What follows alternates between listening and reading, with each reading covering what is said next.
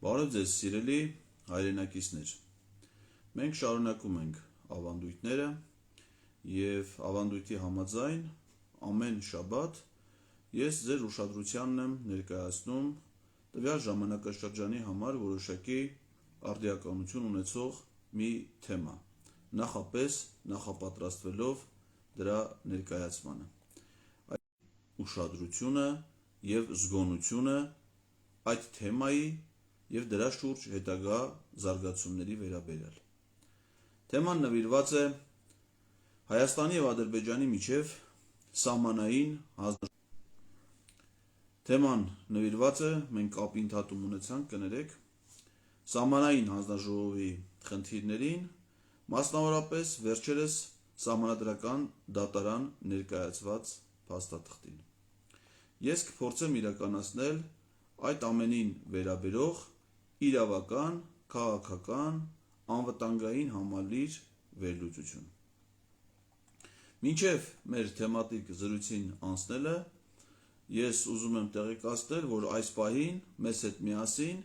ուղիղ եթերով վերահեռարձակում է իրականացնում 168.am լրատվական կայքը, ինչի համար ես շնորհակալություն եմ հայտնում մեր գործընկերներին, ինչպես նաև հաջորդ օրերին այս տեսանյութերը հեռարձակում են նաև իրենց YouTube-յան հաշիվների վրա մի շարք լրատվական գործակալություններ։ Ավանդաբար դա անում են Հայելի.am, Ասեկոս.am, Սիմոնյան Post AM, Antifake AM, Լուսաբան AM, Փաստինֆո AM, Առավոտ AM լրատվական կայքերը, ինչպես նաև հայկական երկրորդ հեռուստաալիքը,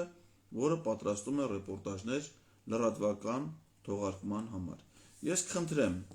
հիմա այս պահին կամ հետագայում մեզ դիտող գործընկերներին տարածել այս տեսանյութը իրենց Facebook-յան հաշիվների վրա կամ այն խմբերում, որին նրանք անդամակցում են։ Թեման չափազանց կարևոր է։ Ես այս թեմայով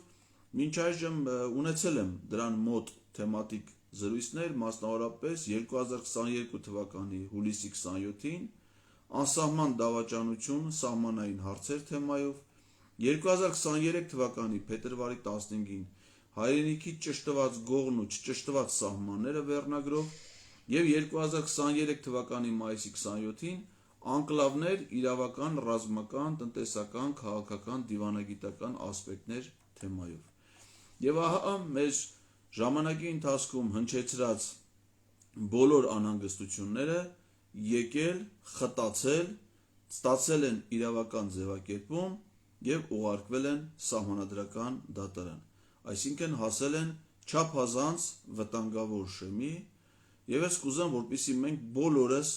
հասկանանք, գիտակցենք և փորձենք կանխել այս ամենի հետ կապված զարգացումները։ Այսինքն, արդիականություն այս թեմայի պայմանավորված է սահմանային հանձնաժողովների կանոնակարգի վավերացման գործընթացի պաշտոնական մեկնարկով, որ արդեն տեղի ունեցել, նպատակ ունենք վերհիշել դրան նախորդած պատմական զարգացումները, իրականացնել, վերլուծել խնդրի իրավական, քաղաքական, անվտանգային և այլ բաղադրիչները։ Նախ ես ուզում եմ ասել, որ մեր իրավական ասպեկտների իմաստով սահմանադրությունը ինչ է նախատեսում նման դեպքերի համար։ Սահմանադրության 5-րդ հոդվածի 3-րդ մասը ասում է, որ Հայաստանի Հանրապետության վավերացրած միջազգային պայմանագրերի և օրենքների նորմերի միջև հակասության դեպքում կիրառվում են միջազգային պայմանագրերի նորմերը։ Այսինքն, այն միջազգային պայմանագրերը, որոնք սահմանադրական դատարանում քննության առարկա են դառնում, որոշվում է դրանց սահմանադրականությունը, եթե որոշվում է, որ դրանք համապատասխանում են սահմանադրությանը, ազգային ժողովի կողմից վավերացվում են, ոչ միայն դառնում են մեր երկրի իրավական համակարգի բաղադրիչը, մեր երկրի օրենսդրության մասը, այլ նաև առավելություն են ստանում ազգային օրենսդրության նկատմամբ։ Այսինքն, եթե ազգային օրենքներով, մեր սովորական օրենքներով այլ նորմեր են սահմանված, քան վավերացված միջազգային պայմանագրերով, ապա գործում են միջազգային պայմանագրերի դրույթները։ Սա չափազանց կարևոր է այս փաստաթղթի և առհասարակ միջազգային պայմանագրերի վավերացման գործընթացը դիտարկելիս։ Սահմանադրության 116 հոդված ասում է, որ միջազգային պայմանագրերը վավերացնելը, կասեցնելը եւ չեղյալ հայտարարելը։ Ինչը ասում այդ հոդվածի առաջին մասով։ Ազգային ժողովը վավերացնում, կասեցնում կամ չեղյալ է հայտարարում այն միջազգային պայմանագրերը, ուշադրություն։ Սա կարևոր բան է, պետքա կարդալ, իմանալ, որոնք վերաբերում են մարդու քաղաքացու հիմնական իրավունքներին, ազատություններին, ինչպես նաև պարտականություններին։ Այս կանոնակարգը, որը ստորագրել է Մեհեր Գրիգորյանն ու Շահին Մուստաֆայևը, հիմա դիտարկենք, արդյոք այս պահանջներին սահմանադրության համապատասխանում է թե չէ։ Սա առաջի կետին հաստատ չի համապատասխանում։ Երկրորդ, որոնք ունեն քաղաքական կամ ռազմական բնույթ։ Այս փաստաթուղթը քաղաքական կամ ռազմական բնույթի փաստաթուղթ չի հանդիսանում։ Եթե լիներ Հայաստանի եւ Ադրբեջանի միջև դիվանագիտական հարաբերություններ հաստատելու մասին համաձայնագիր, Հայաստանի եւ Ադրբեջանի միջև փոխըմբռնման, հարաբերությունների զարգացման վերաբերյալ համաձայնագիր, ապա դա կարելի է դիտարկել իբրև քաղաքական եւ ներկայացնել վավերացման, բայց այս հանձնաժողովների կանոնակարգը այդ բովանդակությունը չունի։ Երրորդը, որոնք նախատեսում են Հայաստանի Հանրապետության անդամակցություն միջազգային կազմակերպությանը։ Նման բան այս կանոնակարգը չի նախատեսում։ Չորրորդ, որոնք Հայաստանի Հանրապետության համար նախատեսում են ֆինանսական կամ գույքային պարտավորություններ։ Նման պարտավորություն այս կանոնակարգը չունի։ Հինգերորդը, որոնց կիրառումը նախատեսում է օրենքի փոփոխություն կամ նոր օրենքի ընդունում, կամ որոնք պարունակում են օրենքին հակասող նորմեր։ Սա նույնպես սրան չի վերաբերում։ Վեցերորդ, որոնք ուղղակիորեն նախատեսում են վավերացում, սա նույնպես չի նախատեսում, ստե միտեղ գրած է, որ պետքա ազգային ընթացակարգով այս համաձայնագիրը ուժի մեջ է մտնում ներպետական ընթացակարգի ավարտելու մասին վերջին գրավոր ծանոթությունը ստանալուց հետո, բայց սա չի ենթադրում, որ դա պետք է լինի ազգային ժողովով։ Հիմա ես կներկայացնեմ սահմանադրության մեկ այլ հոդված։ Եվ 7-րդը, որոնք պարունակում են օրենքի կարգավորման ենթակա հարցեր։ Սա նույնպես օրենքի կարգավորում չի նախատեսում։ Այսինքն ստացվում է, որ ներկայացված փաստաթուղթը կանոնակարգը համաձայն Հայաստանի Հանրապետության Սահմանադրության 116 հոդվածի այն որակի իրավական փաստաթուղթ չէ, որը ենթադրում է վավերացման գործընթաց ազգային ժողովի կողմից, այն է նաև սահմանադրական դատանում համապատասխան եզրակացություն ստանալու, որովհետև ըստ սահմանադրությանը հակասող միջազգային պայմանագրերը չեն կարող վավերացվել։ Այսինքն, եթե սահմանադրական դատան ասի, որ փաստաթուղթը հակասում է սահմանադրությանը, այլ հաջորդ էտապներ այլևս չի անցնում։ Հիմա ինչ է ասում։ Սահմանադրության հանձնաժողովի այս ասեցինք, որ չի համապատասխանում սահմանված 7 կետերից եւ ոչ մեկին։ 132 հոդվածի առաջին մասով, առաջին կետով սահմանադրության ասում է, որ հանրապետության նախագահը կառավարության առաջարկությամբ կնքում է միջազգային պայմանագրեր։ Եվ այստեղ հիմա մենք միջազգային պայմանագրերի մասն ենք խոսենք, կնքողը ոչ թե հանրապետության նախագահն է, այլ փոխվարչապետը, ինչը նման իրավասություն չունի։ Բայց նայեք ինչ է նախատեսում 132 հոդվածի երկրորդ մասը, այսինքն հանրապետության նախագահը կառավարության առաջարկությամբ օրենքով սահմանված դեպքերում եւ կարգով հաստատում, կասեցնում կամ չեղյալ է հայտարարում վավերացում չպահանջող միջազգային պայմանագրերը։ Այսինքն, այս փաստաթուղթը Մեհեր Գրիգորյանի եւ Շահին Մուստաֆայևի կնքած ըստ էության, ըստ սահմանադրության 116 հոդվածի վավերացում չպահանջող միջազգային փաստաթուղթ է։ Հետևաբար, դա պետք է ստորագրել եւ հրապարակել ոչ թե սահմանադրական դատարանով ազգային ժողովը, այլ ընդամենը հանրապետության նախագահը։ Տարբերությունը այն է, որ դա չեր ունենա մեր երկրի համար ազգային օրենսդրության բաղադրիչ եւ նշանակություն։ Բայց սրանով, այս գործընթացով, սրանք փորձում են իր բնույթով ցածրորակ փաստաթուղթը հասցնել վավերացման ենթակա միջազգային պայմանագրի մակարդակին։ Ուրեմն ինչ է ասում սահմանադրական դատարանի մասին սահմանադրական օրենքը այս կարգավորումների վերաբերյալ։ Հոդված 68-ի 4-րդ մաս։ Հայաստանի Հանրապետության միջազգային պայմանագրերի վավերացման վերաբերյալ օրենքների սահմանադրականությունը կարող է վիճարկվել միայն տվյալ օրենքի ընդունման համար սահմանադրությամբ նախատեսված պահանջների պահպանման տեսանկյունից։ Այսինքն այդ իմաստով որ նայենք, սահմանադրական դատարանը արդեն որ կառավարությունը դիմել էր իրեն, պետք է առհասարակ այս դիմումը վարույթ չընդունել եւ անմիջապես վերադարձնել, որովհետեւ դա նախատեսված պահանջների չի համապատասխանում։ Պահանջ, որ պետք է լինի դիմող կողմից ստորագրված։ Ես ձեզ ասեմ, որ սահմանադրական դատարան ներկայացնելիս Նիկոլ Փաշինյանը չի ստորագրում ոչ մի փաստաթուղթ եւ սահմանադրական դատարանի դատավոր Երվանդ Խունդկարյանը բոլոր միջազգային պայմանագրերի հետ կապված ներկայացրել է հատուկ կարծիք, ըստ որտեղ նշվում է, որ պահպանված չեն սահմանադրական դատարան փաստաթուղթ ներկայացնելու նորմեր։ Այսինքն այնտեղ օրենքով պահանջում է, որ պետք է դիմումները լինեն ստորագրված դիմողի կողմից, իսկ Նիկոլ Փաշինյանը, դες տեղեկացնեմ, իմ սահմանադրական դատարանում աշխատած ժամանակ էլ եղել, ՍԴ ներկայացված ոչ մի դիմում չի ստորագրում։ Նրա ներկայացրած փաստաթղթերը նշված են ստորագրված է էլեկտրոնային ստորագրությամբ, իսկ մեր երկրում էլեկտրոնային ստորագրությունը պաշտոնական ստորագրության ձև չի եւ պարզ չի մարդը դա ինքը անձամբ ստորագրե, թե չէ։ Եվ այս փաստաթուղթը նույնպես Նիկոլ Փաշինյանը չի ստորագրել։ Դե ասեմ, որ այս ամբողջ գործընթացում Նիկոլ Փաշինյանի ստորագրություն չկա։ Ոչ այս կանոնակարգն է ինքը ստորագրե, ոչ այս որևէ սահմանադրական դատարան ներկայացվող դիմումն է ստորագրե,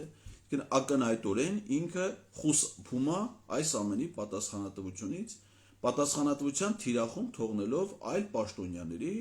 Մեհեր Գրիգորյանին, այդ հանձնաժողովի անդամներին, տվյալ դեպքում արդեն սահմանադրական դատարանի դատավորներին, հետո ազգային ժողովի պատգամավորներին։ Ինքը այս գործընթացում ֆորմալ իմաստով գոյություն չունի։ Եվ սա պատահական չի, սա հստակ մտածված դիտավորություն է իր կողմից։ Սահմանադրության դատարանի մասին օրենքի 74 հոդվածը սահմանում է միջազգային պայմանագրերի համարած պարտավորությունների սահմանադրության համապատասխանության որոշման վերաբերող հարցերը եւ ասում է, թե որ դեպքերում կարան այդ կարգավորումները անեն։ Ինչ է ասում միջազգային պայմանագրերի մասին օրենքը։ Այսինքն սա սահմանադրական դատարան ուղարկվել է որպես միջազգային պայմանագիր։ Միջազգային պայմանագրերի մասին օրենքը սահմանում է, որ միջազգային պայմանագիրը դա Հայաստանի Հանրապետության եւ պայմանավորող մյուս կողմերի միջև մեկ փաստաթղթի կամ փոխկապակցված եւ միմյանցից անբաժանելի մեկից ավելի փաստաթղթերի տեսքով գրավոր, ձևակերպված եւ միջազգային հանրային իրավունքով կարգավորվող համաձայնություն անկախ դրա անվանումից։ Այսինքն անկախ սա կանոնակարգ է, աշխատակարգ է, թե համաձայնագիր է, հայտարարություն է, ըստ օրենքի սա կարա լինի միջազգային պայմանագիր։ Այս իմաստով կարա վերաբերի, բայց ասում է հայկական կողմ, ինչ է նշանակում միջազգային պայմանագրում հայկական կողմ։ Հայաստանի Հանրապետություն, իդեմս Հայաստանի Հանրապետության կառավարության, նախարարությունների, ինչպես նաև կառավարությանը եւ վարչապետի ենթակա մարմինների, այլ պետական մարմինների, որոնք իրենց գործունեությունը կարգավորող օրենքներով օժտված են միջազգային պայմանագիր կնքելու լիազորությամբ։ Այսինքն միջազգային պայմանագիրը պետք է կնքի կառավարող մարմին, նախարարություն, նախարարը, վարչապետը կառավարության անունից։ Այս կանոնակարգը ստորագրել է փոխվարչապետը, որը այս օրենքի տրամաբանությամբ միջազգային պայմանագիր կնքելու իրավունք չունի։ Հաջորդ ասում է, ով է իրավասու մարմինը, ով որ կարող կնքի միջազգային պայմանագիր։ Դա օրենքով միջազգային պայմանագրի կնքման, դրա վավերացման կամ հաստատման, միջազգային պայմանագրի կատարման, փոփոխման, գործողության կասեցման կամ չեղյալ հայտարարելու առաջարկությամբ կառավարություն դիմելու օրենքով սահմանված իրավասություն ունեցող մարմինը։ Փոխվարչապետը այդպիսի մարմին չի հանդիսանում։ Միջազգային պայմանագրի կնքումը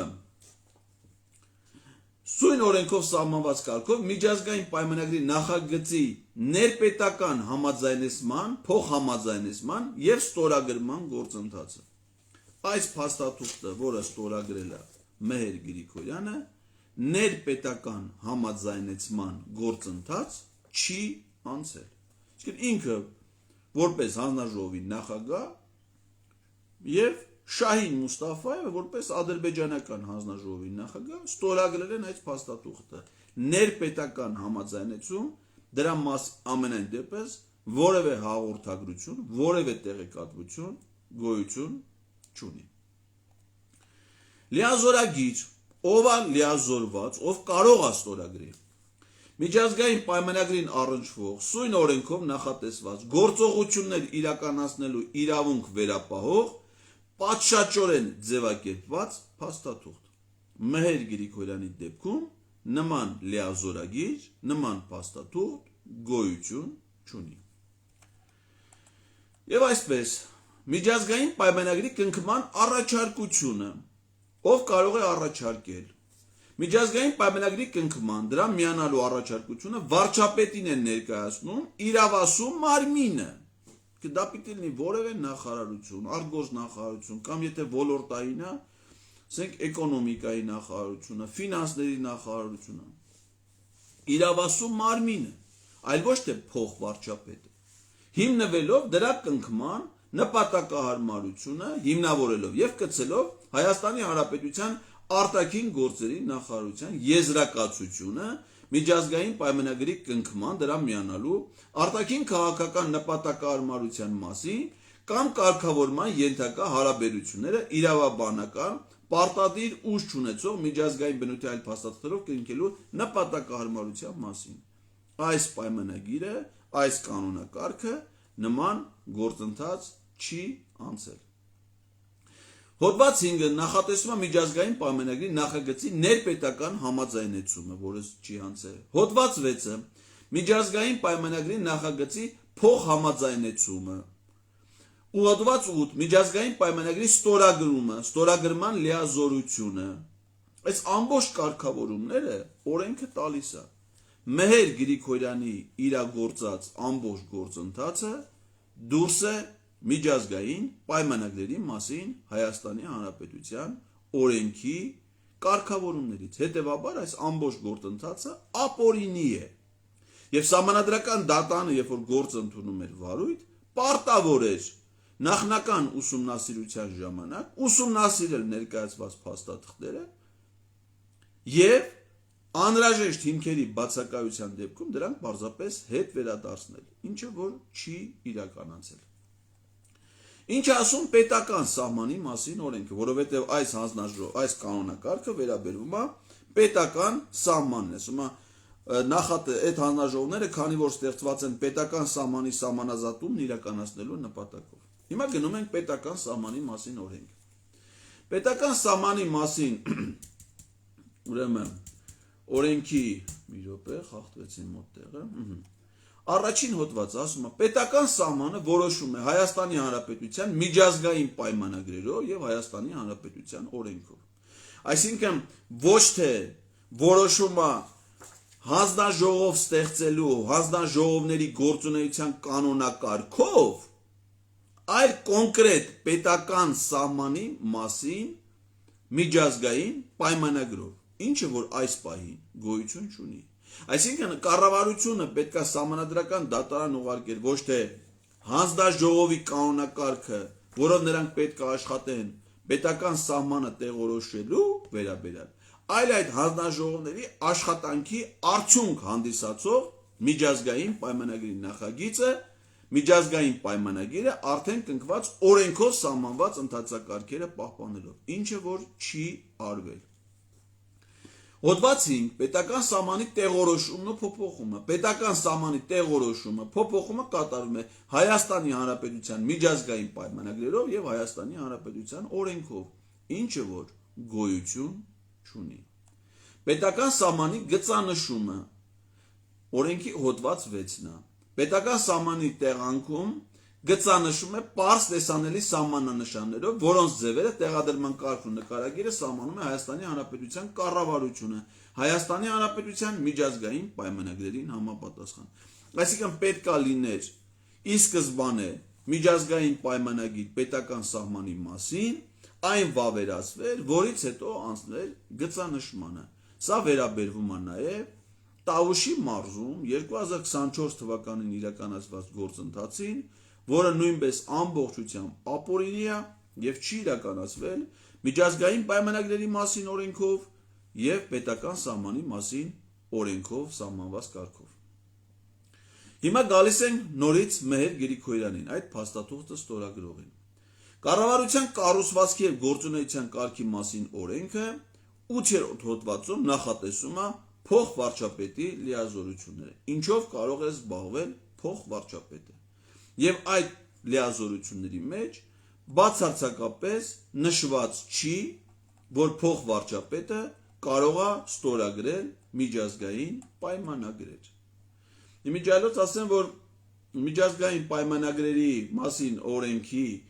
8-րդ հոդվածը ասում է, թե ովքեր կարող են ստորագրել միջազգային պայմանագրեր։ 8-րդ հոդվածի առաջին մաս կարդում եմ. Միջազգային պայմանագիրն առանց լիազորագրի ստորագրելու իրավասություն ունեն հանրապետության նախագահը կառավարության առաջարկությամբ, վարչապետը, Հայաստանի Հանրապետության արտաքին գործերի նախարարը, ինչպես նաև օրենքով սահմանված դեպքերում Հայաստանի Հանրապետության անդամակցությամբ միջազգային կազմակերպությունների հիմնադիր փաստաթղթերով ստեղծված մարմիններում Հայաստանի Հանրապետությունը ներկայացնելու իրավասություն ունեցող պաշտոնատար անձինք։ Խոսքը դեսպաններին է վերաբերում։ Այսինքն, մեր այս ցանկում փոխվարչապետ գոյություն չունի։ Այսինքն, փոխվարչապետի լիազորություններն է, որը սահմանված է կառավարության կառուցվածքի եւ գործունեության կարգի մասին օրենքում, նույնպես նման լիազորություն Մեհեր Գրիգորյանին չի տալի։ Այն ինչ որ արել է Մեհեր Գրիգորյանը, դա նկարագրված է այլ օրենսգրքում, դա քրեական օրենսգիրքն է, պաշտոնական պարտականությունների գերազանցումը, ինչպես նաև Հայաստանի Հանրապետության ինքնիշխանության եւ տարածքային ամբողջականության դեմ կատարվող գործողությունները, որոնք մեր քրեական օրենսգիրքը սահմանում է որպես հանցագործություն։ Իսկ ինչ վերաբերվում է հանձնաժողովներին, որոնք ստեղծվում են վարչապետի որոշմամբ, ապա կառավարության կառուցվածքի եւ գործունեության կարգի մասին օրենքով դրանք խորհրդատվական մարմիններ են եւ նախապատրաստում են միայն որոշումների նախագծեր կառավարության կողմից ընդունելու համար։ Այսինքն որևէ գերատեսչական կամ այլ հանձնաժողով իրավասու չի ընդունելու նորմատիվ իրավական ակտեր, իրավասու չի ընդունելու որոշումներ։ Այս ամենը դրա մասին է, որ այս ամբողջ գործընթացը տեղի է ունեցել ապօրինություններով, խախտելով Հայաստանի Հանրապետության սահմանադրությունը եւ այս գործընթացին առնչվող բոլոր օրենքները առանց բացառության։ Հիմա գալիս ենք սահմանադրական դատարանին։ Ինչի է դա ուղարկվել սահմանադրական դատարան, որովհետև ի սկզբանե սահմանադրական դատարանում իշխանությունը զավթելը հենց այդ նպատակը ուներ։ Ես առիթ ունեցել եմ ասելու, որ 2020 թվականի պատերազմը սկսվել է սահմանադրական դատարանում իշխանազավթումը իրագործելուց եւ դատարանի 9 դատավորներից 5-ի վերահսկողությունը ունենալուց հետո։ Իսկ 5 դատավորը արդեն բավարար են մեծամասնությամբ որոշումներ կայացնելու համար։ Ընդհանրապես միջազգային պայմանագրերի վավերացման գործընթացում գոյություն ունեն 4 դերակատարներ։ Նիկոլ Փաշինյանը իշխանության գալով սկսել է զավթել բոլորը, նոր գնացել է պատերազմի, որովհետև նրա իշխանության նպատակը պարզվեց ադրբեջանա-թուրքական օրակարգի սպասարկումներ եւ Արցախը թշնամուն հանձնելը։ 2018 թվականի մայիսի 8-ին նա դարձավ վարչապետ, զավթեց գործադիր իշխանությունը, որը իրավունք ունի ստորագրել միջազգային պայմանագրեր, այդ թվում Արցախ Ադրբեջանին հանձնելու, ինքը այդպիսի փաստաթղթեր ստորագրել է այս պահի դրությամբ 2020 թվականի նոյեմբերի 9-ին, որ Արցախի մի մասը հանձնեց Ադրբեջանին, եւ 2022 թվականի հոկտեմբերի 6-ին Պրահայում, երբ ամբողջությամբ Արցախը ինքը անձամբ ճանաչեց Ադրբեջանի կազմում։ Բարեբախտաբար այդ փաստաթղթերը չեն վավերացվել, բայց հիմա այս փաստաթղթով փորձում է ածանցյալ կերպով ամրագրի իր այդ կապիտուլյացիաները Սահմանադրական դատարանով եւ ազգային ժողովի կողմից։ 2018 թվականի մայիսի 8-ին նա զավթեց կառավարությունը, որը պիտի ստորագրի համաձայնագիրը։ 2018 թվականի դեկտեմբերին արտահերթ ազգային ժողովի ընտրությամբ զավթեց օրենսդիր իշխանությունը, որը պիտի վավերացնի, արդեն հաստատեց համագործակցություն նախկին նախագահ Արմեն Սարգսյանի հետ, որը կատարում էր նրա բոլոր հանձնարարությունները իշխանափոխությունից, այդ ադրբեջանա-թուրքական հեղափոխությունից հետո, եւ միակ ատյանը, որ մնացել էր այդ գործընթացում, դա Սահմանադրական դատարանն էր։ Պարզ էր, որ Սահմանադրական դատարանը Հրայր Թովմասյանի նախագահությամբ եւ դատարանի նախորդ կազմով, որտեղ պրոֆեսիոնալ հիմնականում դատավորներ էին, անհնար էր, որպեսզի այս գործընթացը իրագործվեր։ Իսկ օրենքն ասում է, Սահմանադրությունն ասում է, եթե Սահմանադրական դատարանը համաձայնագիրը ճանաչեց հակասահմանադրական, դա վավերացվել չի կարող։ Այսինքն առանց Սահմանադրական դատարանում իշխանություն զավթելը իմաստ չուներ գնալ պատերազմի, որովհետև այդ պատերազմի վերջը պիտի լիներ պարտություն, արդեն պլանավորված էր եւ պետքա լիներ կապիտուլյացիոն հայտարարություն, համաձայնություն, որը պետքա ստորագրվի։ Հիմա մենք հասել ենք այդ этаպին, այսինքն ինքը պատերազմի գնացել է, սեպտեմբերին արդեն ամռանը դրանք զավթեցին Սահմանադրական դատարանը, սեպտեմբերին ընտրվեցին նոր դատավորներ, այդ 3, այսինքն 5-ն էր իրան պետք, Արման Դիլանյանն արդեն իրենն էր, Վահե Գրիգորյանը 2019 թվականից ուղարկվել էր Սահմանադրական դատարան, արդեն այնտեղ եւս 3 Հրայր Թովմասյանի լիազորությունները դադարեցվեցին, ազգային ժողովի կողմից ապօրինի Սահմանադրության մեջ փոփոխություն կատարելով եւ բերեցին 3 դատավորների՝ Երվանդ Խումկարյան, Էդգար Շաթիրյան եւ Արթուր Վաղարշյան։ Վերջ, արդեն իրանք ունեին 5 դատավոր, Արման Դիլանյանին հռչակեցին Սահմանադրական դատարանի նախագահ, սկսվեց պատերազմը։ Սա մաթեմատիկական ճշմարտությունն է, ճշտությունն է ամսաթվերով եւ օրերով։ Իսկ ինչ վերաբերում է սահմանային հանձնաժողովներին, ինչ պատմություն մենք ունենք սահմանային հանձնաժողովների իմաստով։ Այնպես չի, որ Նիկոլ Փաշինյանը եկավ, որոշեց, որ պիտի Հայաստանը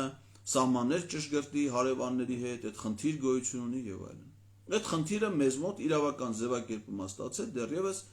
1996 թվականի մայիսի 10-ից, երբ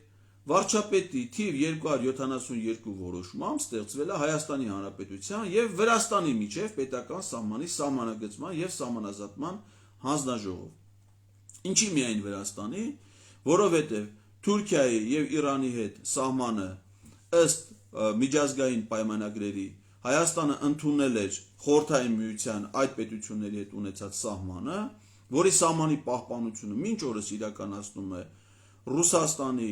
Անվտանգության դաշնային ծառայության սահմանապահ ծառայությունը եւ նրանց հետ ստորագրված միջպետական համաձայնագրով Հայաստանը ճանաչում է այդ սահմանները եւ ռուսական սահմանապահ ծառայությունը մեծ սահմանապահ զորքերի հետ միասին իրականացնում պետական սահմանի պահպանություն։ Ադրբեջանի հետ մենք ունեինք սահմանային խնդիրներ, կոնֆլիկտ, հետեւաբար հնարավոր չէր սահմանազատում իրականացնել, հետեւաբար մեր միակ հարևանը մնում էր Վրաստանը եւ կնքվել էր որոշվել էր վարչապետի որոշմամբ ստեղծել հանձնաժողով։ 2001 թվականին այդ հանձնաժողովը ստեղծում է նոր հանձնաժողով թիվ 763 որոշմամբ ներողություն 2001 թվականին ստեղծվել է նոր հանձնաժողով, որը տարբեր ժամանակներում փոփոխությունների է ենթարկվել կազմը պաշտոնյաների փոփոխությամբ։ Դա կոչվել է Հայաստանի Հանրապետության պետական սահմանի սահմանագծման եւ սահմանազատման հանձնաժողով ստեղծելու մասին։ Վերջին փոփոխությունը դրանում կատարել է Նիկոլ Փաշինյանը 2020 թվականի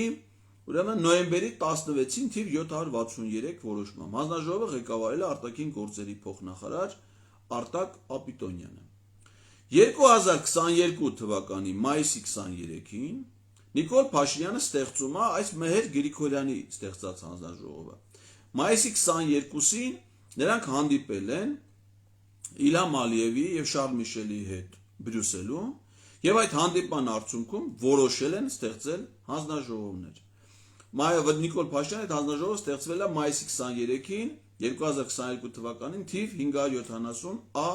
որոշմամբ։ Իդեպ Ադրբեջանի եւ Հայաստանի հանձնաժողովների անվանումների մեջ տարբերություն կա։ Հայաստանի հանձնաժողովը կոչվում է Հայաստանի եւ Ադրբեջանի միջև պետական սահմանի սահմանազատման եւ սահմանային անվտանգության հարցերով հանձնաժողով։ Իսկ Ալիևի ստեղծած հանձնաժողովը կոչվում է Ադրբեջանի եւ Հայաստանի միջև պետական սահմանի սահմանազատման պետական հանձնաժողով, այսինքն անվտանգության եզրույթը Ադրբեջանը չի գործածել իր հանձնաժողովը ստեղծելուց։ Ու ինչ են արել, ամսի 22-ին սրանք հանդիպեցին Բրյուսելում, որոշեցին 23-ին ստեղծել հանձնաժողովները, հաջորդ օրը ամսի 24-ին Մեհեր Գրիգորյանն ու Շահին Մուստաֆայևը հանդիպել են Երասխում, ինչ-որ աշխատանքային հանդիպում են ունեցել, 2022 թվականի հունիսին, իսկ մի ամիս հետո, հունիսի 6-ին, հանդիպել են Մոսկվայում, ունեցել են նաև այլ հանդիպումներ, վերջին հանդիպումներից եղել է 2023 թվականի հուլիսի 12-ին Հայաստան-Ադրբեջան սահմանին Տավուշի մարզի եւ Ադրբեջանի Ղազախի շրջանի հատվածում։ Ուրեմն դա եղել է իրենց արձանագրմամբ 4-րդ հանդիպումը։ Իդեպ ասեմ, որ այդ հանդիպումներից ոչ մի տեսանյութ,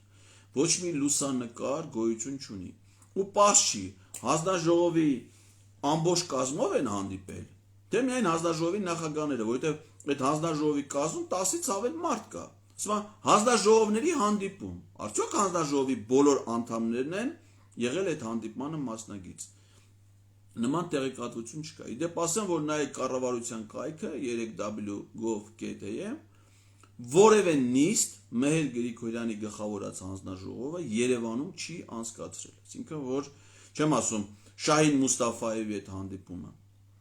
Երևանում այդ հանձնաժողովի ամբողջ կազմով հավաքվեն, նիստ անեն, հարցեր քննարկեն, քարտեզներ նայեն, իրավական փաստաթղթեր նայեն։ Նման բան մինչ օրս տեղի չի ունեցել։ Այսինքն փաստացի սրանք հանձնաժողովների աշխատանքներ չեն,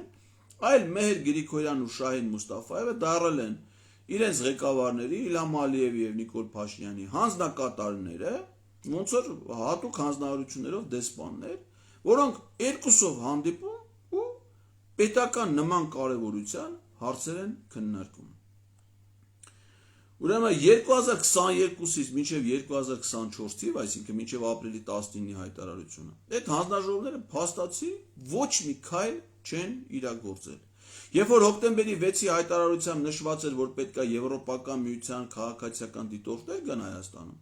նրանց գալու նպատակ էր նշված այն, որ նրանք պետք է իրենց գործունեությամբ օգնեն իրենց հայտարարություններով սահմանային հանձնաժողովների աշխատանքների իրականացմանը, բայց նման աջակցություն նրանք ոչ մի անգամ չեն ցուցաբերել։ Եվ ահա ինչ է տեղի ունենում ժամանակագրությունը զարգացումների 2023 թվականի դեկտեմբերի 14-ին Ադրբեջանի նախագահ Իլհամ Ալիևը հանդիպում է ունենում ադրբեջանական մի շարք լրատվամիջոցների ներկայացուցիչների հետ եւ հայտարարում է, որ Հայաստանը Տավուշի մարզի հատվածից Ադրբեջանին պետք է հանձնի տարածքներ, 4 մասնավորապես գյուղեր։ Այդ հայտարարությունից անմիջապես հետո Նիկոլ Փաշինյանը լծվում գործի ու սկսում հայտարարել, որ դրանք մեր գյուղերը չեն, դրանք մեր տարածքները չեն, ինտենսիվ այցելություններ է սկսում Տավուշի մարզ, Ոսկեպար, Գիրանց համայնքներ, հանդիպում բնակիչների հետ, բացատրում, որ դրանք մեր տարածքները չեն, մենք պետք է հանձնենք, եթե չհանձնենք կլինի պատերազմ, ոչ միայն Ադրբեջանը կհարձակվի, այլ նաև Արմավիրի մարզից Թուրքիան կհարձակվի, սպառնալիքներով եւ այլն, այս ապօրինի գործընթացը առաջ են տանում։ Եվ մինչ այդ 2023 թվականի հոկտեմբերի 5-ին Նիկոլ Փաշինյանը Գրանադայում ստորագրել էր մի հայտարարություն, որին Ալիևը չէր գնացել, չէր մասնակցել, չէր ստորագրել, ըստ որի ասում էր, որ Հայաստանի եւ Ադրբեջանի միջև սահմանազատում պետք է իրականացվի 1991 թվականի Խորհրդային Միության զինված ուժերի գլխավոր շտաբի քարտեզներով։ Բայց դրա մասին հիմա մոռացել են, դրա մասին որևէ հիշատակում չկա։ Իսկ Ռուսաստանի Դաշնության պաշտպանության նախարարությունից հայտարարել են,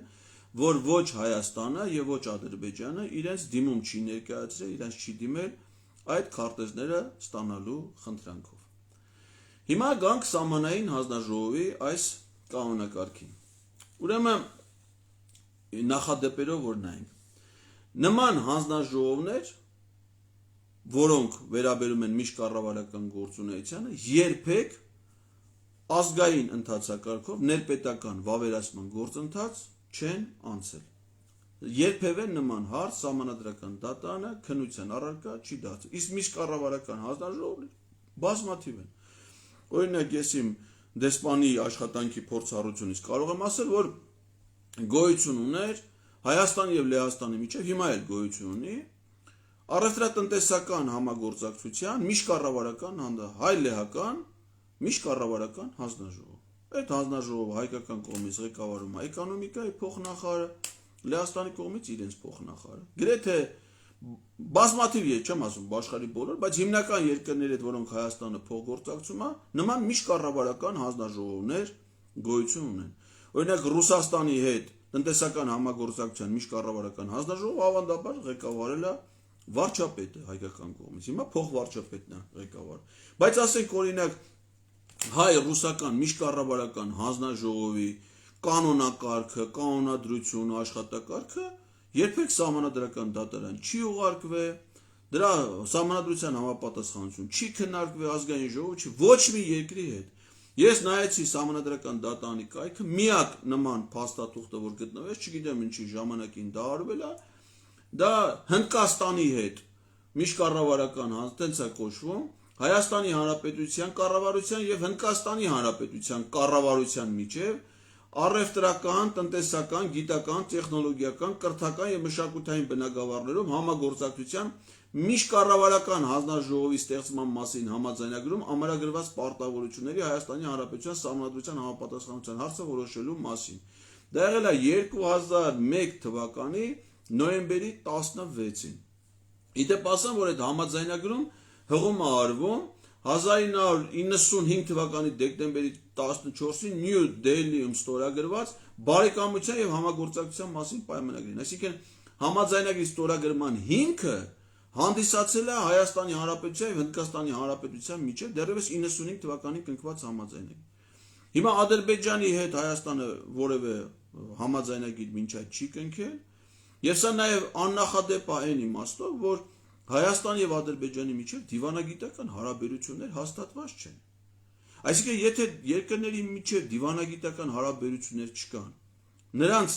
կառավարությունների միջև փոխվարչապետների մակարդակով ստեղծված հանձնաժողովների, որը փաստորեն միջկառավարական համաձայնագիրել չի, սա կառավարական հանձնաժողով ստեղծելու մասին համաձայնագիր է։ Իսկ սա ամեն մեկը իր համար ստեղծել է մի հատ հանձնաժողով, նրանց ընդհանուր աշխատանքի աշխատակարգային փաստաթուղթ է, սա վավերացում չի պահանջում։ Հետևաբար հարց առաջանում, սրանք ինչի են ուզում վավերացնել։ Մենք իհարկե եզրահանգումներում հիմա դա կներկայացնենք։ Իսկ մինչ այդ, հենց նաև դրան վերաբերելով, եթե նայում ենք այս փաստաթղթի բովանդակությանը, ապա այն կազմված է նախաբանից եւ 7 հոդվածներից, ընդամենը 7 հոդվածից։ Ինչ է ասում նախաբանը։ Սա ամենավտանգավոր դրույթն է եւ այն է հիմնական մեխը, ինչի համար սա ուղարկվել է սահմանադրական դատարան եւ ուզում են վավերացնել ազգային ժողովի կողմից։ Կարդում եմ, սա կարեւոր է շատ։ Ուրեմն նշելով, որ հանձնաժողովները կհիմնվեն Ալմաթայի 1991 թվականի հռչակագրի վրա, որպես Հայաստանի եւ Ադրբեջանի միջև պետական սահմանի սահմանազատման գործընթացի հիմնարար սկզբունք, փակագծերում, եթե հետագայում Հայաստանի եւ Ադրբեջանի միջև խաղաղության եւ միջպետական հարաբերությունների հաստատման մասին համաձայնագրով կնախատեսվեն այլ կարգավորումներ, ապա տվյալ հիմնարար սկզբունքը կհամապատասխանեցվի վերը նշված համաձայնագրով սահմանված սկզբունքներին։ Սա մեխնա այս կանոնակարգը ՍԴ ուղարկելու եւ ազգային ժողովի կողմից վավերացնելու համար։ Այսինքն Ալմաթայի 1991 թվականի հռչակագիրը տալ այդ անիրավ իրանից ոչինչ չներկայացնող փաստաթղթին սահմանադրաիրավական եւ օրինական բովանդակություն, որովհետեւ այդ փաստաթղթին հղում անելով է Նիկոլ Փաշինյանը խախտել Հայաստանի անկախության հռչակագիրը, այսինքն Հայաստանի սահմանադրությունը եւ Արցախը ճանաչել Ադրբեջանի կազմում։ Հիմա ինքը ուզում է իր հանցանքին մասնակից դարձնի Սահմանադրական դատարանին եւ ազգային ժողովին։ Երբ որ մենք նայում ենք այս կանոնակարգի մյուս հոդվածներին, ապա դրանք այդ իմիջիայլոց կայքում տեղադրված է բաց փաստաթուղթ, այսինքն դա ես ինչ-որ հատուկ ջանք չեմ գործադրել դա բացահայտելու համար։ Այս փաստը հրապարակվել է կառավարության կողմից հրապարակված փաստաթուղթը։ Ուրեմն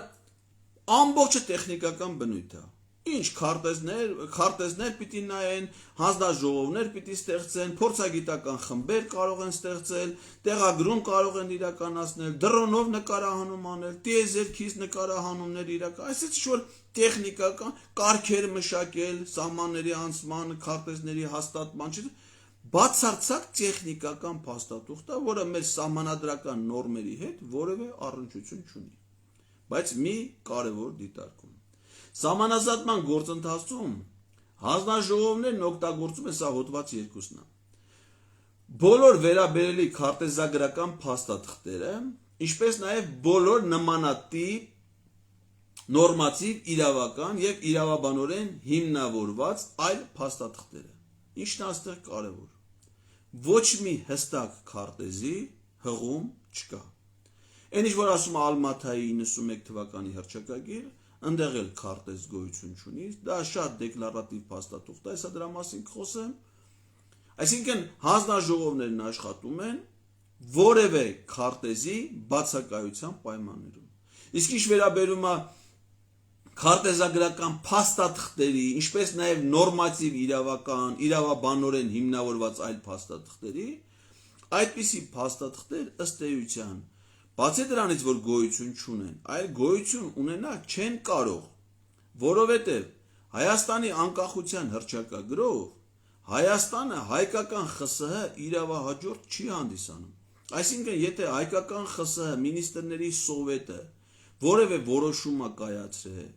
մինիստրների խորհրդի որևէ մարմին որոշում է կայացրել, դա Հայաստանի Հանրապետությանը չի փոխանցվել որպես պարտավորություն, որովհետև մեր անկախության հռչակագրում չի ասում, որ Հայաստանի Հանրապետությունը հանդիսանում է հայկական ԽՍՀ իրավահաջորդը։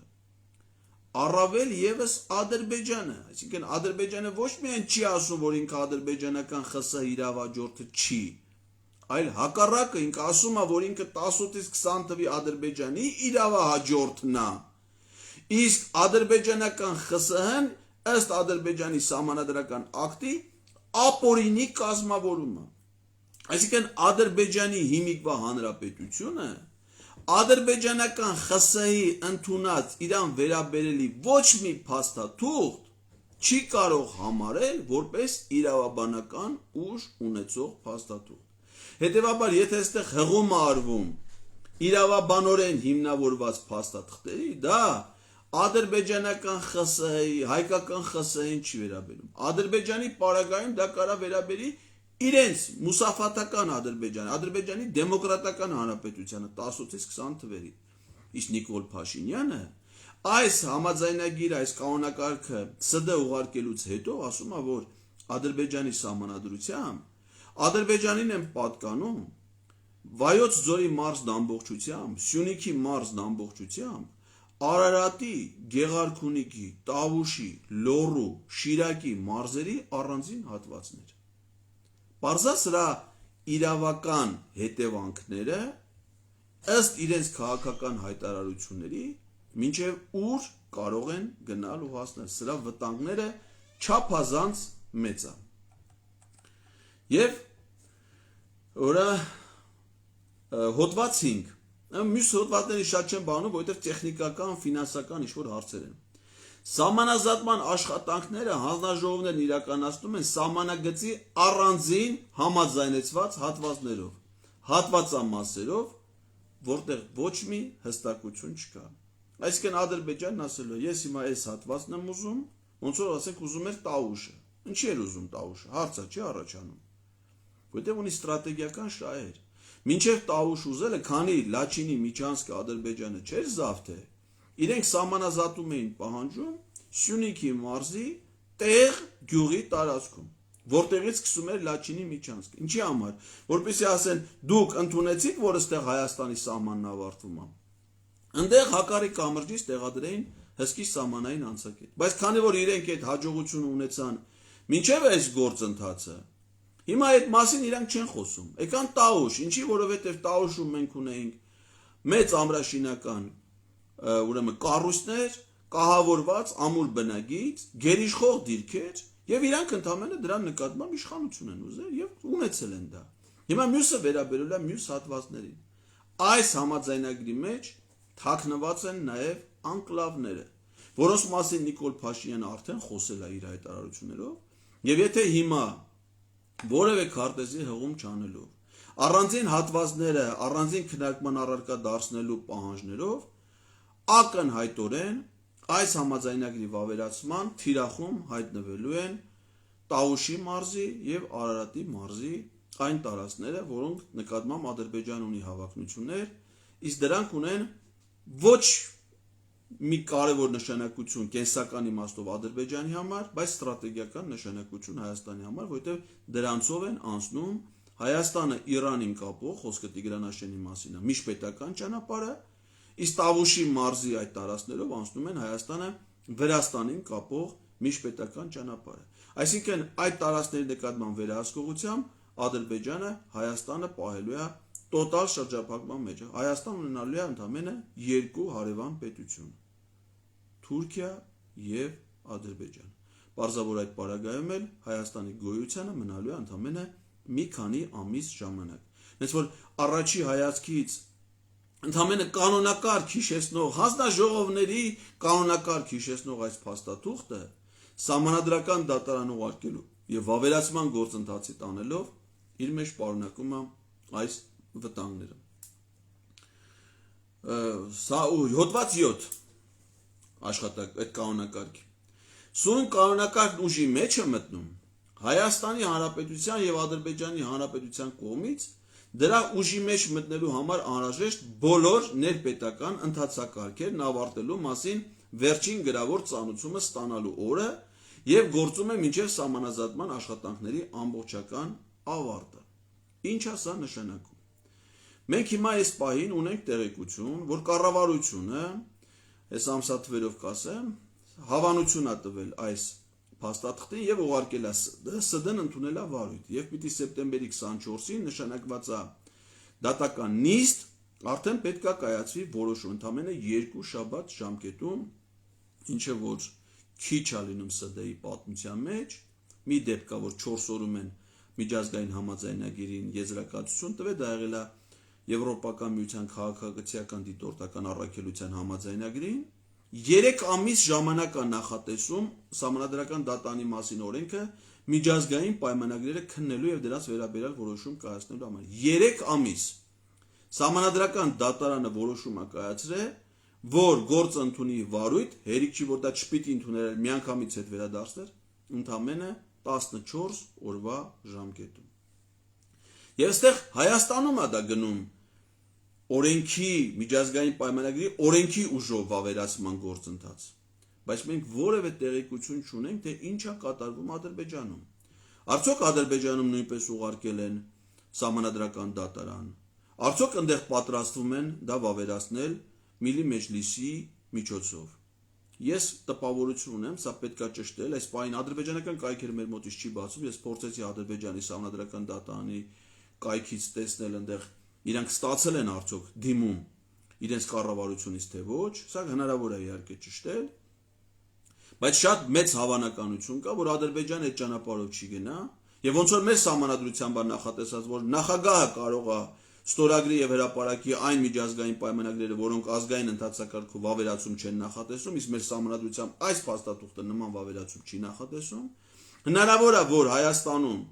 մենք անցնենք սահմանադրական դատարանի ճանապարհով, ազգային ժողովով, սրան տանք օրենքի պետության ստանձնած պարտավորության տեսք, իսկ Ադրբեջանում ասեն, որ մեր երկրի օրենսդրությունը ըստ կանոնակարգի 7-րդ կետի, սա չէր ենթադրում իրենց օրենսդրությամբ սահմանադրական դատարանով եւ Միլի Մեջլիսով խորհրդանով վավերացում, Ադրբեջանի նախագահն է ստորագրել եւ հրապարակել։ Իրանց մոտ ավարտվել է այդ գործընթացը, այսինքն իրենց պարտավորությունների շեմը իջեցնեն ի հաշիվ Հայաստանի կողմից այդ շեմի բարձրացման։ Եվ քանի դեռ դա տեղի չի ունեցել, այսինքն վավերացումը չի ավարտվել, մենք պետք է փորձենք ազգովի կանգնեցնել այս գործընթացը։ Եթե դա չհաջողվեց, այս փաստաթղթով այն փորձում վերջնականապես ամրագրել կապիտուլյացիա եւ դա անել որպես պետության պարտավորություն, այլ ոչ թե Նիկոլ Փաշինյանի, որովհետեւ մինչեւ հիմա Նիկոլ Փաշինյանի ստորագրած ոչ մի փաստաթուղթ ազգային վավերացման գործընթաց չի անցել, ոչ նոյեմբերի 9-ը, ոչ հոկտեմբերի 6-ը, ոչ Գրանադայի հոկտեմբերի 5-ը, դա միայն իր ստանձնած պարտավորություններն են։ Հիմա ինքը փորձում է այս անմեղ թվացող ընդամենը 7 հոդվածով հանձնաժողովների կանոնակարգի անվան տակ տանի ամրագրի Ալմատայի դրույթները որպես սահմանադրական նորմ եւ Արցախը վերջնականապես ոչ միայն Արցախը, այլ նաեւ Հայաստանը վերջնականապես հանձնի Ադրբեջանի տնօրինությանը։ Հիմա նայեք արագությունը, այսինքն վտանգները այս փաստաթղթի անկախության հռչակագրի շրջանցում ակնհայտորեն, ինչը պետության կորուստի վտանգ է պարունակում, Ալմատայի համաձայնագրի սահմանադրաիրավական որակի հաղորդում, ինչը որ ապօրինություն է, անկլավներ անմիջապես մտնելու են այս գործընթացի մեջ, անորոշություն եւ ժամկետների իմաստով,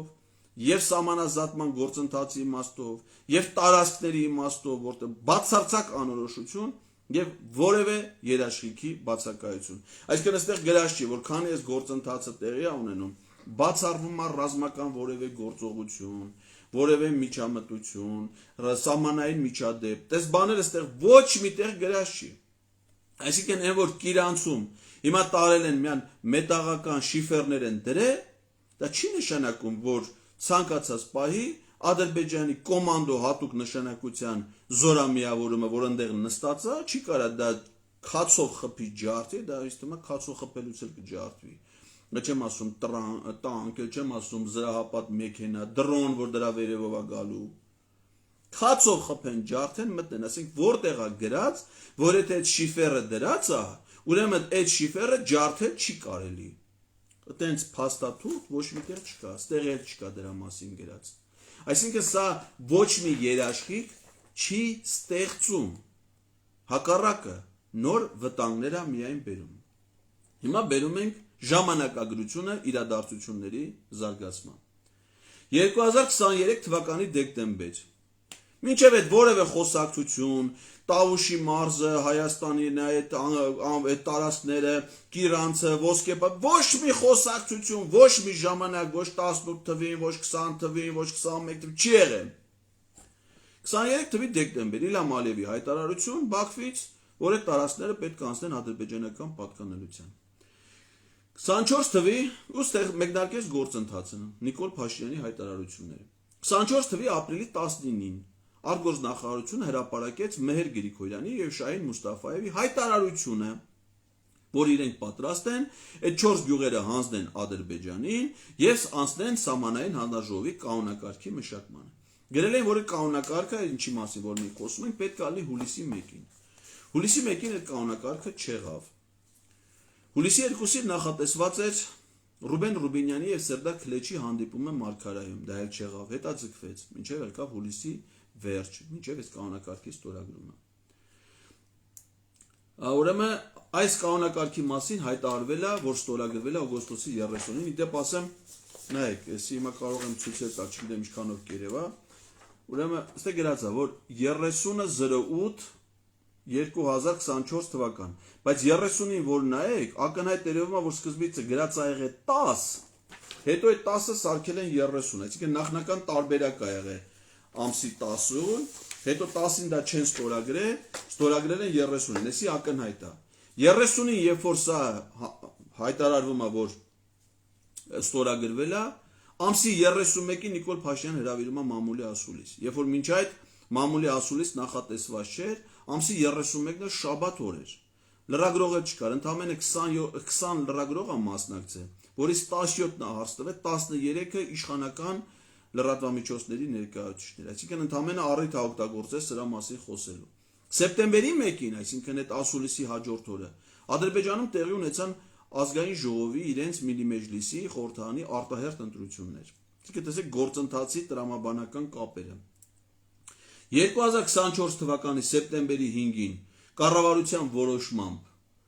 ուրեմն սա կառավարությունը արդեն ընդունում է, այսինքն օգոստոսի 30-ին ստորագրածը անմիջապես հաջորդ կառավարության նիստին, չէ, դրան հաջորդող կառավարության նիստին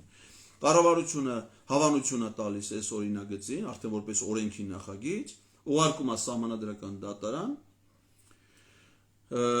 սահմանադրական դատարանը ստանում է երկուշաբթի օրը, բնականաբար,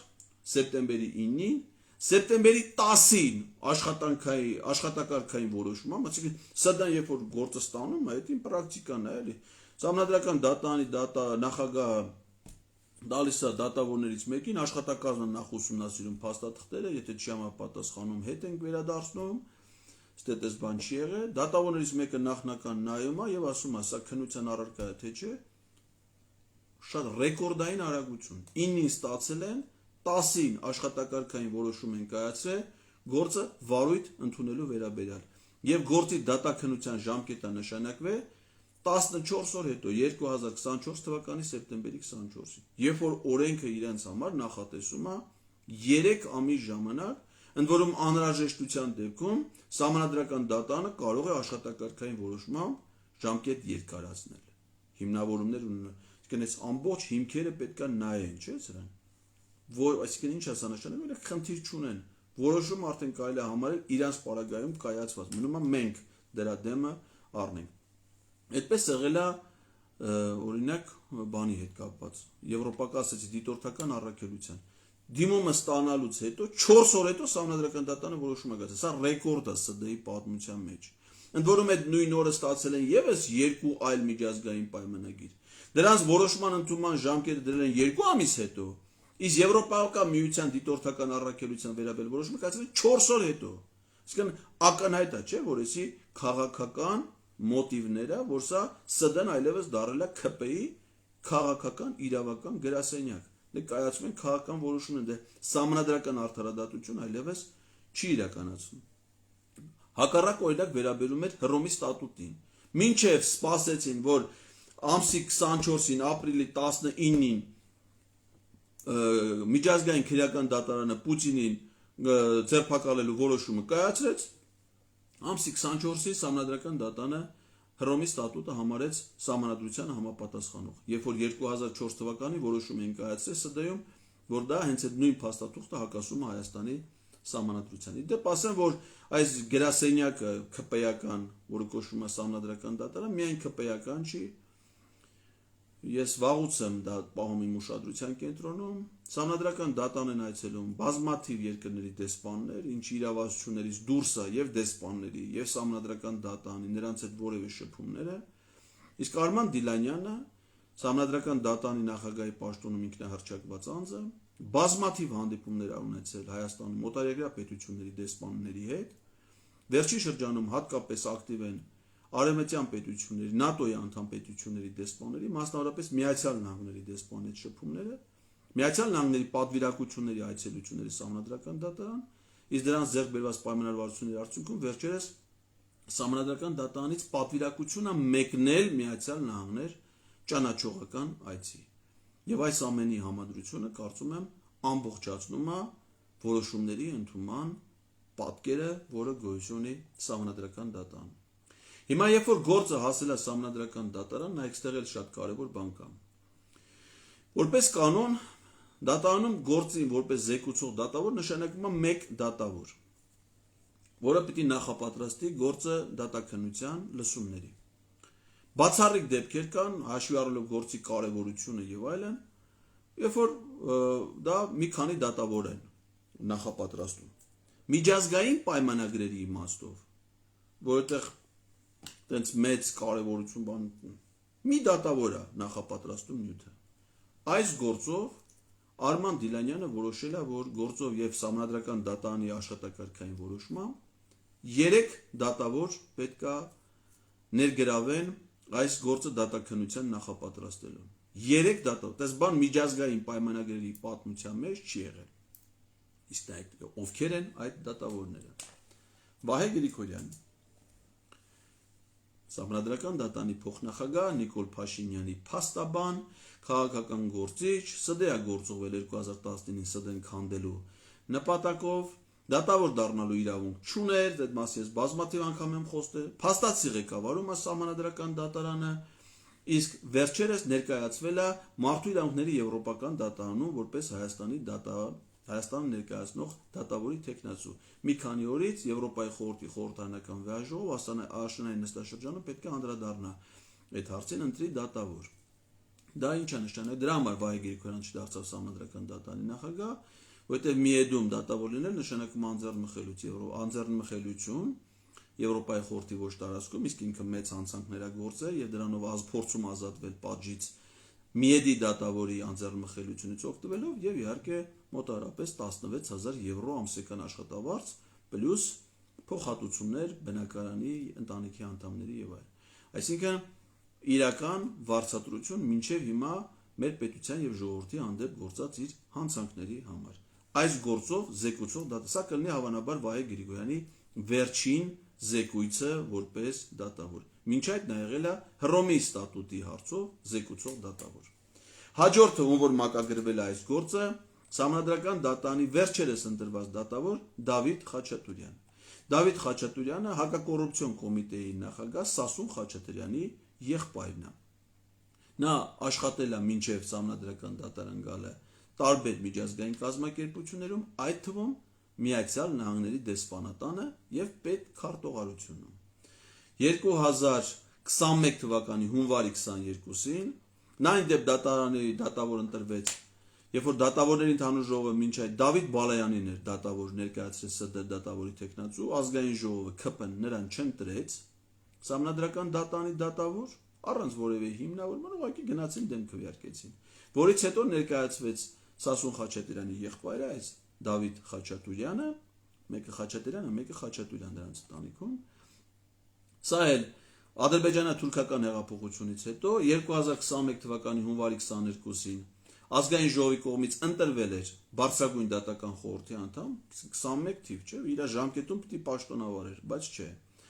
Արագ 2023 թվականի հոկտեմբերի 30-ին նախագահի հրամանագրով նշանակվել է Վճռաբեկ դատարանի քրեական պալատի դատավոր, իսկ 24 թվականի մայիսի 21-ին ընտրվել է Սահմանադրական դատարանի դատավոր։ Եվ երրորդ դատավոր այս գործում դա Էդգար Շաթիրյանն է, որը լինելով Սահմանադրական դատարանի դատավոր մինչև 22 թիվ եղել է նաև գլխավոր դատախազի հրամանով դատախազության առընթերետիկայի հանձնաժողովի անդամ, դատախազի ենթակա է եղել լինելով Սահմանադրական դատարանի դատավոր, կոպտագույն խախտում է օրենքի։ 2015 թվականին, ուրեմն 19 թվականին ադրբեջանա-թուրքական հեղափոխությունից հետո սա ընտրվել է կոռուպցիայի կանխարգելման հանձնաժողովի անդամ, ուշադրություն, նոյեմբերի 19-ից մինչև դեկտեմբերի 6-ը, մի ամիս չի մնացել իր ընտրված պաշտոնում։ Ազգային ժողովն իրան ընտրել է կոռուպցիայի հանձնաժողովի անդամ ու ինքը հրաժարվել է այդ պաշտոնից, ինչի, որովհետև չի դարձել այդ հանձնաժողովի նախագահ, իր ամբիցիաները մեծ էին ընդ։ Եվ 2020 թվականի սեպտեմբերի 15-ին պատերազմից մի քանի օր առաջ, այդ որ խոսքը վերաբերում է, չէ, ասում եմ իշխանազավթում էր իրականացում ՍԴ-ում, նաև իր միջոցով է իրականացվել, սեպտեմբերի 15-ին ընտրվել է Սահմանադրական դատարանի դատավոր։ Իսկ պատերազմը երբ է սկսել սիրելի հայրենակիցներ, 2020 թվականի սեպտեմբերի 27-ին։ Սրանց սեպտեմբերի 15-ին ընտրվելուց հետո։ Իդեպ ասեմ, որ սա Էդգար Շաթիրյան եղել է 2021 թվականի ազգային ժողովի արտահերթ ընտրությունները, երբ որ բողոքարկվել էր Սահմանադրական դատարան, այդ գործով զեկուցող դատավոր, որով այդ ընտրությունները, այդ իշխանազավթումը համարվել է որպես օրինական։ Իդեպ ասեմ 44 տարեկան տղայա մինչև ամուսնացած չի, բայց դրա հետ միասին նաև չի մասնակցել երբևէ, դա այլ է փաստ, Բրազիլիայում անցկացվող գեղեցկության մրցույթներից եւ ոչ մեկի։ Բայց ամուսնացածը չի 44 տարեկանում։ Անձնական կյանքա, բայց կարելի է դրամաբանական կապերը տեսնել այս խնդիրների մեջ։ Ասացի, որ դիմումները չի ստորագրում, չնայած որ Սահմանադրական դատարանի մասին օրենքի 24 հոդված ասում է. դիմումին ներկայացվող պահանջներն են։ Առաջին մասի համաձայն դիմումը Սահմանադրական դատարան ներկայացվում է գրավոր իրավասու անձի կողմից ստորագրված։ Նիկոլ Փաշինյանը երբեք Սահմանադրական դատարան ներկայացվող դիմումները չի ստորագրում, խախտելով Սահմանադրական դատարանի մասին օրենքի 24 հոդվածը։ Այս մասին հիշատակումներ կա, նորից եմ կրկնում, Սահմանադրական դատարանի դատավոր Երվանդ Խումբկարյանի բոլոր այս ընթացքում միջազգային պայմանագրերի վավերացման որոշումներում որպես ՍԴ դատավորի հատուկ կարծիք։ Սահմանադրական դատարանի որոշումներ նմանատիպ հարցերով։ Ասեցինք, որ նմանատիպ համաձայնագրեր երբևէ Սահմանադրական դատարան չեն ներկայացվել։ Որևէ երկրի հետ միջկառավարական համաձայնագրեր, որոնք ղեկավարում են հանձնաժողովները, վարչապետները, փոխվարչապետները, նախարարները չեն ներկայացվել Սահմանադրական դատարան։ Երբևէ չի եղել դեպք, որ Սահմանադրական դատարանը քննության առարկա դարձնի որևէ երկրի հետ միջազգային պայմանագրի վավերացման գործընթաց, եթե Հայաստանը այդ երկրի հետ չունի դիվանագիտական հարաբերություններ։ Սա առաջին դեպքն է, երբ որ Սահմանադրական դատարանը պետք է քննության առարկա դարձնի համաձայնագիր, կանոնակարգ մի երկրի հետ, որի հետ Հայաստանը չունի դիվանագիտական հարաբերություն։ Սա արդեն բավարար էր, որպեսզի այդ դիմումը հետ վերադարձվեր։ Օրինակ, հայ-թուրքական արձանագրությունները, երբ որ ներկայացվեցին Սահմանադրական դատարան, դրանք վերաբերում են առաջին համաձայնագիրը վերաբերում էր դիվանագիտական հարաբերություններ հաստատելու մասին։ Իսկ Ադրբեջանի հետ Հայաստանը այդպիսի համաձայնություն չունի։ Առհասարակ որևէ փաստաթուղթ Հայաստան-Ադրբեջանի հետ երկկողմ մինչ այժմ ստորագրած չի։ Սա առաջինն է, առանց դիվանագիտական հարաբերությունների հաստատման։ Իսկ ինչ ասես Սահմանադրական դատարանի Հռոմի ստատուտի վերաբերյալ որոշման մեջ, դա 2023 թվականի մարտի 24-ի ՍԴՕ 1680 որոշումն է։ Ասում է, որ Սահմանադրական դատարանն ընդգծում է, որ Սահմանադրության նախաբանում, խոսքը այն նախաբանի մասին է, որտեղ հղում է արվում նաև անկախության հռչակագրին, հայ ժողովրդի համամարտկային արժեքներին հավատարմության հավաստիքը, հատկապես համընդհանուր խաղաղության սպառնացող ծրագրը, ծանրագույն հանցագործությունների դրանց անպատժելիության դեմ պայքարի վերաբերյալ մասով, որպես Սահմանադրության դրույթների մեկնաբանման արժեբանական ուղենիշ դիտարկելու Սահմանադրական հրամայականի հիմքում են կаз նաև այն պատմական էթիկական եւ քաղաքակրթական չափորոշիչը, որը կանոնադրությամբ նախաբանում շարադրված ոճրագործությունները, այսինքն հղումը անկախության հռչակագրին։ Իսկ պարզա, որ այս փաստաթուղթը արդեն հռչակագրի հետ առնչություն չունեցող փաստաթուղթ է։ Հռչակագրին նաև Սահմանադրական դատարանի հետ որոշման մեջ հստակ նշում է նաև ուրեմն ցեղասպանության ճանաչման իմաստով, վկայակոչելով անկախության մասին հռչակագրի 11-րդ կետը, ասում է. Հայոց ցեղասպանության միջազգային ճանաչմանը սատարելու մասին դրույթը Հայաստանի անկախության հռչակագրում ունի ոչ միայն պատմական իրողության հետադարձորեն ճանաչման, այլև առավել եւս ապագայում նման ծանրագույն հանցագործությունների եւ դրանց անպատժելիության դեմ պայքարի միջոցով համընդհանուր խաղաղության, անվտանգության, պաշտպանության միջազգային ջանքերի մասնակցության քաղաքակրթական բնույթի պարտավորությունների նշանակություն։ Պատմական խնդիրներ է դնում։ Սա այն ժամանակ է, երբ որ Նիկոլ Փաշինյանը դեռ դասախոսություններ չէր կարդացել պատմական Հայաստանի եւ իրական Հայաստանի միջեւ։ Բայց արդեն Սահմանադրական դատարանի որոշման մեջ դա ամրագրված է։ Իսկ Սահմանադրական դատարանի 2021 թվականի ապրիլի 29-ի ՍԴՕ 1590 որոշմամբ Սահմանադրական դատարանը գրում է. Սահմանադրական դատարանը անհրաժեշտ է համարում Սահմանադրությամբ ամրագրված դրույթներ ըստ դրանց ընդունող սուբյեկտների իրավասության դասակարգել հետևյալ խմբերի. Ա. Սահմանադրության նախաբանը 1-ից 3-րդ եւ 203-րդ հոդվածները որպես Սահմանադրության անփոփոխելի դրույթներ, Բ. Սահմանադրության միայն հանրակրվեի միջոցով փոփոխվող դրույթները որպես Հայաստանի Հանրապետության ժողովրդի բացառիկ իրավազորության ներքո գտնվող սահմանադրական դրույթներ, որոնք թվարկված է Սահմանադրության 202 հոդվածի առաջին մասում, Գ. Սահմանադրության նաև ազգային ժողովի կողմից փոփոխվող դրույթներ եւ գերակայությունա սահմանում։ Այսինքն, եթե փաստաթուղթը քննվում է Սահմանադրական դատարանում, առաջին հերթին պետք է նայվի դրա համապատասխանությունը Սահմանադրության նախաբանին եւ անփոփոխելի հոդվածներին։ Իսկ Հայաստանի Հանրապետության Սահմանադրության նախաբանը հղում ունի անկախության հռչակագրին, որով Հայաստանը որպես պետություն ստեղծվել է հայկական ԽՍՀ եւ Լեռնային Ղարաբաղի ինքնավար մարզի վերամիավորման արդյունքում։ Այս պարագայում, եթե Սահմանադրական դատարանը համարձակվի Ադրբեջանի պետության հետ, որ այդ Հայաստանը ունի դիվանագիտական հարաբերություններ, սահմանադրական ճանաչի որևէ փաստաթուղթ, ապա դա նշանակում է, որ մեր պետությունը սահմանադրական դատանի որոշմամբ դադարեցնում է իր գոյությունը։ Իդեպ ուզում եմ ամփոփելով ասեմ, որ սահմանադրական դատանի դատավոր Հրայր Թովմասյանի դեմ վերջերս տեղի ունեցող արագացված այս դատական պրոցեսները պատահական չեն, դա ոչ միայն դատավոր Տաթևիկ Գրիգորյանի հետագա պաշտոնավարման ճակատագրի հետ կապված խնդիր է, այլ հենց Հրայր Թովմասյանի, որովհետև Հրայր Թովմասյանը սահմանադրական դատանի նախորդ կազմից, այսինքն մինչև 18 թվականի ադրբեջանա-թուրքական կազմի, միակ դատավորն է, որ մնացել է այդ դատանում։ Հիմա այնտեղ դատավորներն են Արման Դիլանյանը, ով որ իրանցն է, ճիշտ է, մինչև 18 թիվն է ընտրվել, դեպ ասեմ Հրայր Թովմասյանի շնորհիվ, որովհետև Հրայր Թովմասյանը մեծ դեր է ունեցել ցավոք սրտի նրա այնտեղ հայտնվելու հետ կապված, նկարար այնտեղ չներ ընդհանրապես։ Այսինքն նրա դավաճանությունը սկսվել է անկերության դավաճանելու, սկզբունքներին դավաճանելուց հետո է հասել հայրենիքի դավաճանություն։ Այսինքն դավաճանության բոլոր շերտերը անցել է։ Վահե Գրիգորյան, Երվանդ Խունկարյան, Արթուր Վաղարշյան, Էդգար Շաթիրյան, որոնք եկել են 20 թվականի սեպտեմբերին պատերազմից առաջ, այնուհետև նոր կազմ Հովակիմ Հովակիմյան, անողնաշար մեկը, որը եկել է նախագահականից, ձենը լսած չկա ոչ մեկը, Սեդա Սաֆարյան, դա Սյոպա Սաֆարյանի քույրն է, քաղաքական գործիչ, մարտի 1-ի փաստաբան, Դավիթ Խաչատրյան, որը որ ասեցի հակակոռուպցիոն կոմիտեի Սասուն Խաչատրյանի եղբայրն է։ Միակ դատավորը, որը դեմ մնացել է, ֆունկցիոնալ դատավոր, դա Հրայր Թովմասյանն է։ Իսկ ինչ կարող անի դատավորը դատաքննության ժամանակ, առնվազն իր կարծիքներով, հիմնավոր կարծիքներով, որոնք որ ձայնագրվում են աշխատակարգային նիստերի ժամանակ, կարող է դիրքորոշումներով ազդի, զգուշացնի, կանխի հնարավոր որոշումների կայացումը, եւ երկրորդը կարող է գրել հատուկ կարծիք այս կամ այն որոշման վերաբերյալ, որը չնայած իրավական ուժ չունի, բայց կարող է լույս սփռել դատաքննության ընթացքի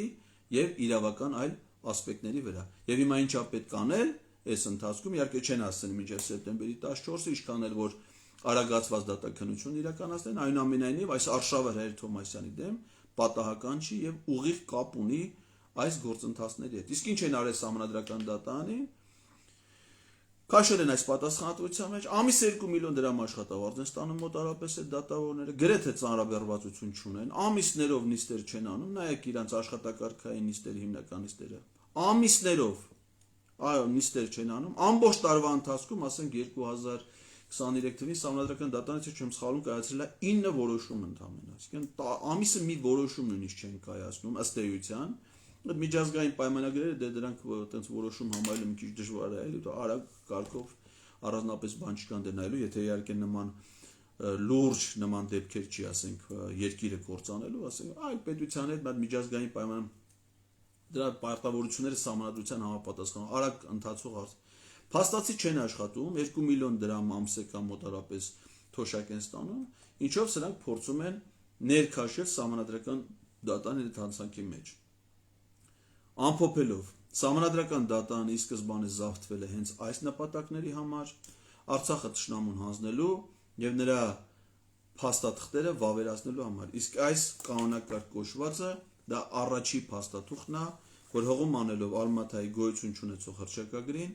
պետք է Արցախը ճանաչեն Ադրբեջանի կազմում։ Սահմանադրական դատարանի դատավորները պիտի գիտակցեն, որ իրենք սրանով քաշվում են մեծ հանցանքի մեջ։ Իրանք չեն կարող խուսափել դրա համար պատասխանատու։ Ինչքան էլ օրենքում ասվի, որ իրենք իրենց պաշտոնավարման շրջանի կայացրած որոշումների համար չեն կարող ենթարկվել պատասխանատվության, որ իրենց քվեարկությունները փակ ծրարի մեջ այդ ծրարները երբեք չպիտի բացվեն։ Ես այդ դեպքը չի։ Պետությունը կործանելը եւ նման ճշնամական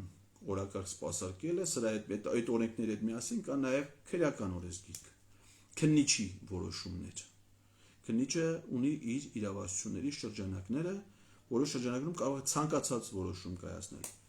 Իսկ այսօր, սիրելի հայրենակիցներ, ես ասել դրա մասին ես առանձին հրապարակում կանեմ, ես ստացել եմ իմ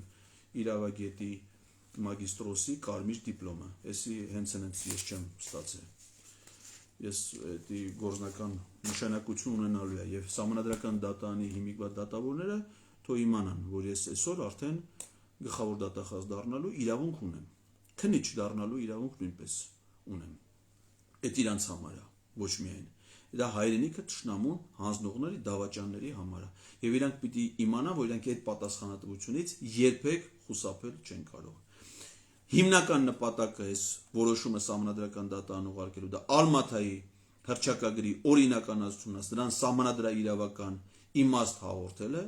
մի հռչակագիր, որը ընդամենը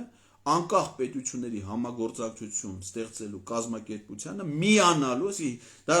ԱՊՀ ստեղծելու փաստաթուղթներ չի, ԱՊՀ ստեղծել են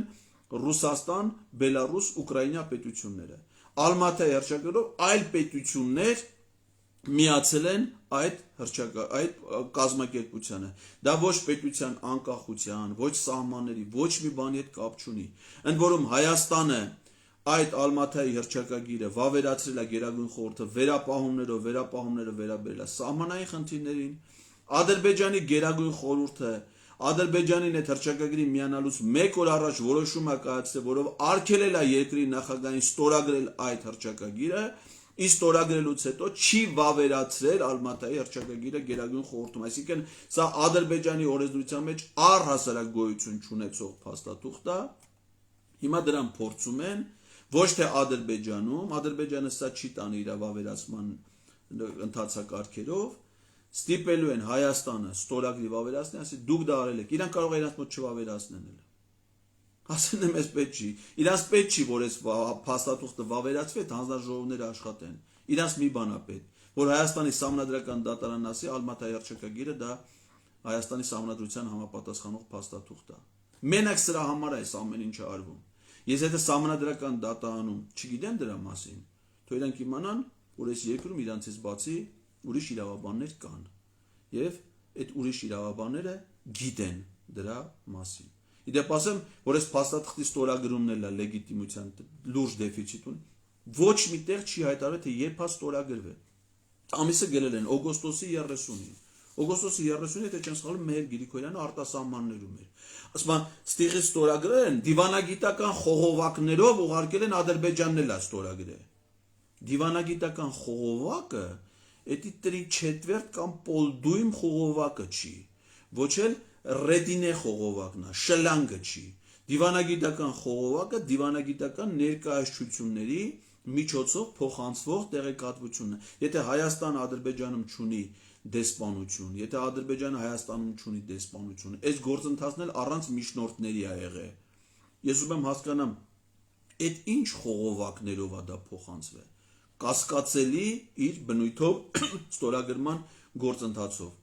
Հետևաբար սա մեր պետությունը կործանելու վտանգավոր փաստաթուղթ է։ Իսկ ինչ ունենք մենք ժամանակացույց այս ամենը կանխելու համար, դա արդեն հայտարարվել է։ 2024 թվականի սեպտեմբերի 22-ին ժամը 14:30-ից հավաքվում ենք Կարեն Դեմիրճյանի անվան մարզահամերգային համալիրի մեծ դահլիճում սրբազան պայքարի նոր մեկնարկը ազդարարելու համար։ Դա սեպտեմբերի 22-ին է։ Սեպտեմբերի 23-ը երկուշաբթի է։ Իսկ 24-ին սահմանադրական դատարանը պիտի որոշում կայացնի։ Իսկ թվում է մենք կարող ենք կանխել, խափանել այս ազգադավ ծրագիրը, եթե ցուցաբերենք միասնություն եւ լծվենք մեր պետությունը թշնամական ջիրաններից պաշտպանելու նվիրական եւ սրբազան գործին։ Շնորհակալություն ուշադրության համար։